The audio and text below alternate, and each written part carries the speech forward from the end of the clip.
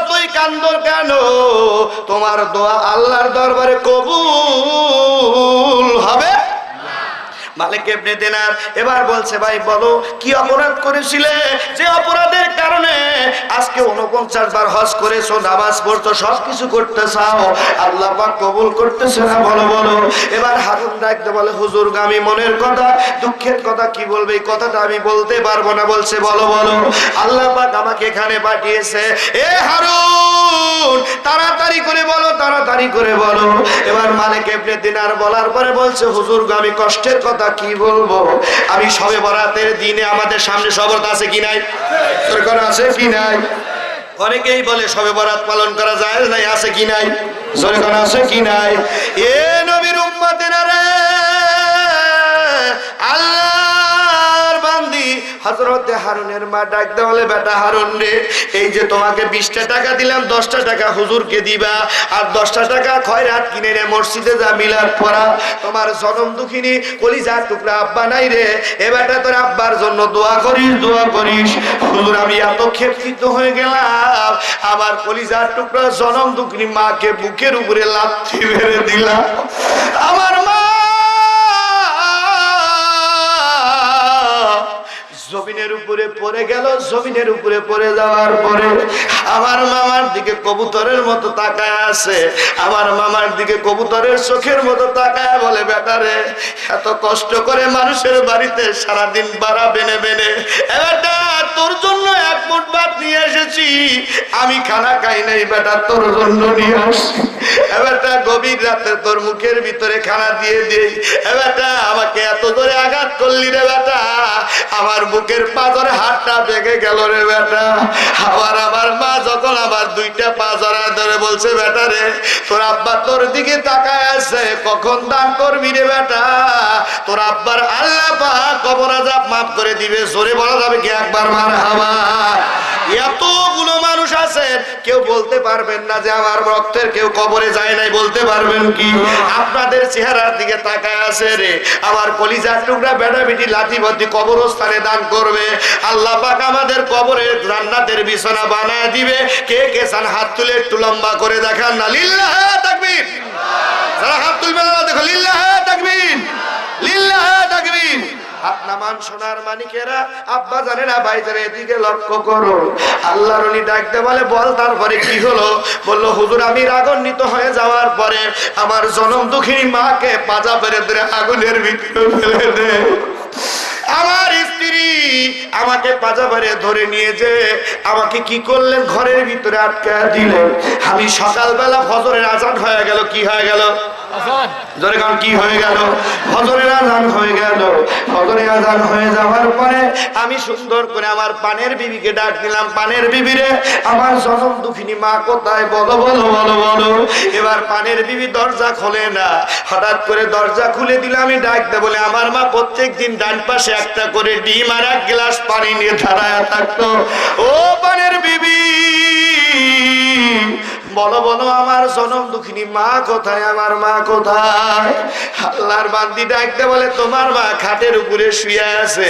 উনি লাফ দিয়ে ওঠার পরে লক্ষ্য করে দেখতেছে, বলতেছে, হুজুর আমি লক্ষ্য করে দেখি মসজিদের 4 পাওয়ালা খাটনি নিয়ে আমার জনম দুঃখিনী মা ওই সুন্দর করে খাটনির উপরে কাপড়ের কাপড় দিয়া জড়ায়া রেখেছে। আমি ডাকতে বলে, এই লাশটা কার? বলো বলো লাশটা কার? এবার ডাকতে বলে, এই লাশটা অন্য কারণ নয়, তোমার জনম দুঃখিনী মার, তোমার মা। হুজুর আমি একটা সেকেন্ডও দেরি করলাম না, আমি চলে যাওয়ার পর আমি লাশ থেকে মোড়াখানা খুলে দেখি আমার মার জিহ্বাটা দাঁত বের হয়ে গেছে।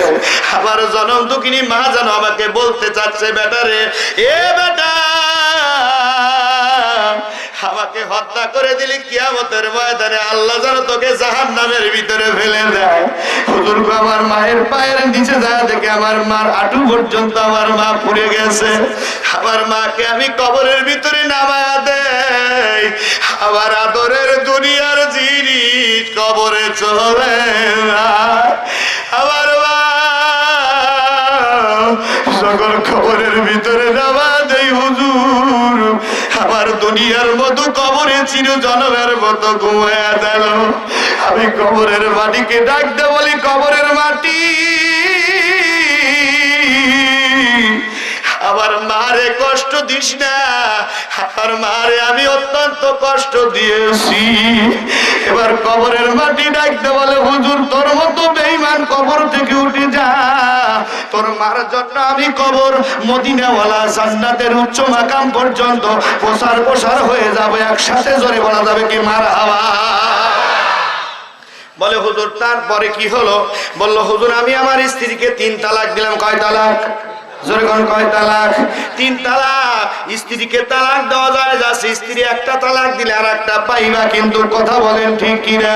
কলিজার টুকরা মা যদি চলে যায় রে ভাই, ওই মা তামাম পৃথিবীতে কিন্তু খুঁজে পাওয়া যাবে না। যাবে কি? কথা বলেন, জোরে বলেন, যাবে কি? আল্লাহর বান্দা আরো চোখের পানি ছেড়ে দিয়ে বলে, হুজুর আমি আমার স্ত্রীকে 3 তালাক দিয়ে দিলাম, আমার বাড়ি জমি যা ছিল সব বিক্রি করে দিলাম। বিক্রি করে দেওয়ার পরে আল্লাহর খানায় কাবা ধরলাম। আল্লাহ পাক ডাকতে বলে, বেঈমান আমার খানায় কাবা ধরবি না, তাড়াতাড়ি করে এখান থেকে বিতাড়িত হয়ে যা। আমি সাফা মারওয়ায় দাঁড়া গেলাম, সাফার থেকে মারওয়া, মারওয়ার থেকে সাফা, সাফার থেকে মারওয়া, সাফার থেকে সাফা।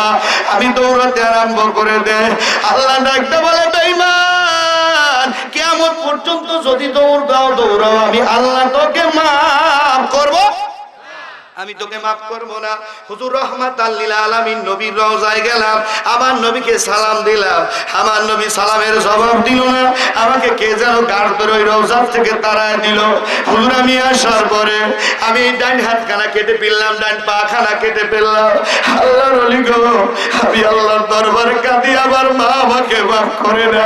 আমার মা ওই যে লক্ষ্মীপুরে দেখেন কবরের ভিতরে 3.5 হাত মাটির ভিতরে আমার মা ঘুমায় আছে।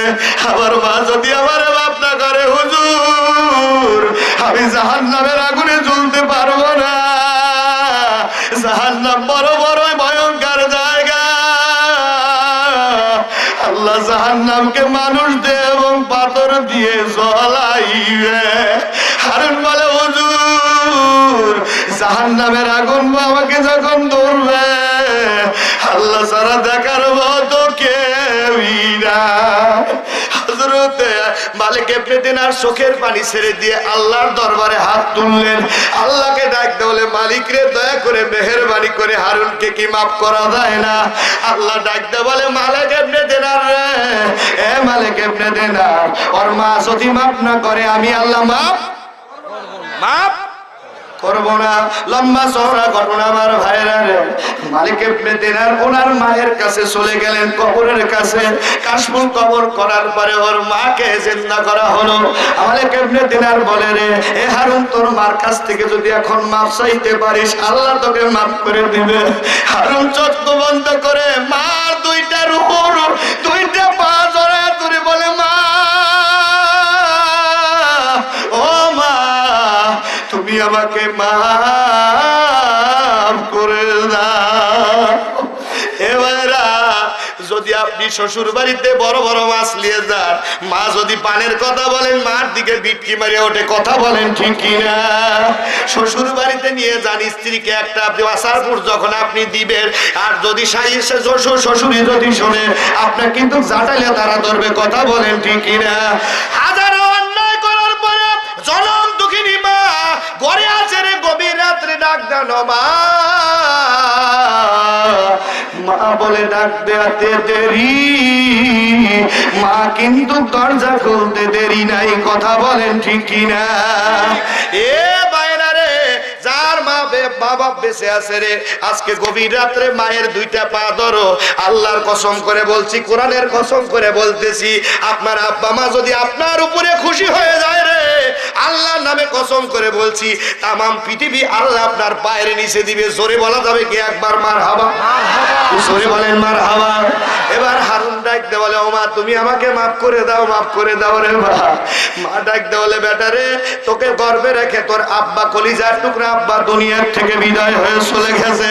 আমি জীবনে কারোর সাথে বিবাহ বসলাম না, আমি সাদ আল্লাহ কোনো কিছুই করলাম না। মানুষের বাড়িতে বাড়া বেনে বেনে আমি সুন্দর করে তোর জন্য খানা নিয়ে আসছি বেটা। বেটা এত জোরে লাথি মেরেছিলিস রে বেটা, একটাবার আমার মুখের দিকে তাকায় দেখ, আমার হাড্ডিটা ফেটে গেছে রে বেটা। বেটা যেদিন আমার প্রসব বেদনা আরম্ভ হয়ে যায় রে বেটা, বেটা সমস্ত তোর বাপের কাছ থেকে, আলিয়া ওলাদের কাছ থেকে বিদায় নিয়ে যখন আমি চলে যাই রে বেটা, আমার কিয়ামত হয়ে যায়।